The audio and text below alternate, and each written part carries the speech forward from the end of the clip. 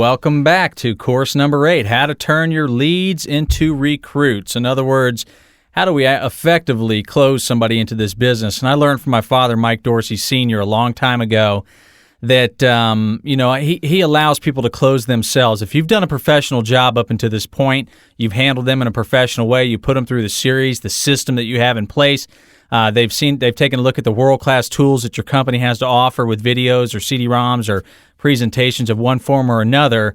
Really, most people that are real serious are really going to close themselves. But sometimes you have to ask. All the time, you have to ask. It's unbelievable to me to see that people put people through a process and they never even ask them to sign up. It's incredible to me to see that happen, Mike, and I think that it's so vitally important for people to do that. Now, I do have some questions that I ask people to walk through, but what I'd like to do, Mike, is have you just kind of, share some of the things that you do in the recruiting process and turning them actually into a representative or distributor. Absolutely. And when it comes to closing, the first thing I just want to, in referring to what Mike was saying too, closing is not natural by all means, folks. And if you're ever uncomfortable at this point in time in closing, it's okay. I mean, the best of the best can be uncomfortable when it comes down to closing, but it's critical that we close. I just want you to understand, you almost have to become robotic, complete the process. Like one of my favorite mentors, Jim Rohn, says, always see it through 1,000%, because that's how you really build your true ratios. You build your true results. And what we don't want to do is we don't want to sell ourselves short.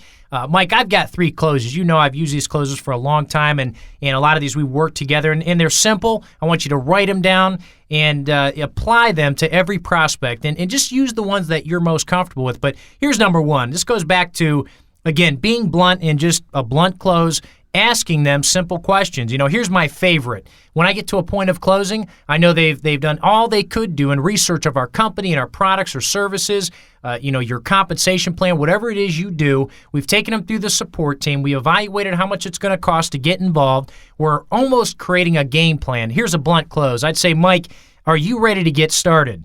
Or, Mike, how soon would you like to start making money? And just get them in that position of making a decision, a very blunt close, but it's very, very powerful. Let's talk about close number 2, the empowerment close. And this is simply putting your prospect in the same mindset as you. And here's an example. You might say, John, look, I see big things in you. In fact, you remind me of a few success stories in our company. Sit back right now, folks, and think about how powerful that statement is. Here's John, your prospect. He's excited to get involved with your company. He loves what you do, but he may have a belief factor, and that's why we have to empower people. And that's something you can do. Another question might be, John, do you see yourself making money with this?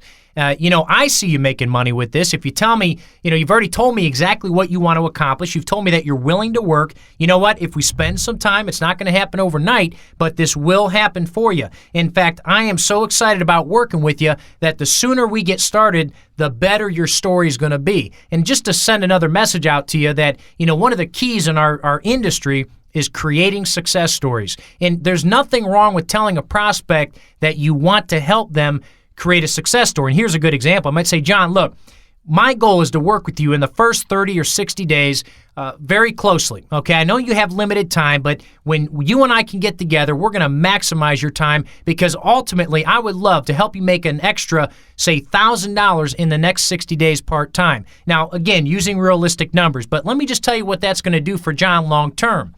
If John goes out and prospects somebody in month 3, and now he's got somebody at the point of, hey, John, how's this business working out for you? Well, I made about $1,000 part-time in the first couple months. Well, guess what? He's going to have their attention. That's pure empowerment, folks, and that's your job as a good sponsor as you develop your business. Last one I'm going to share with you before I turn it back to Mike.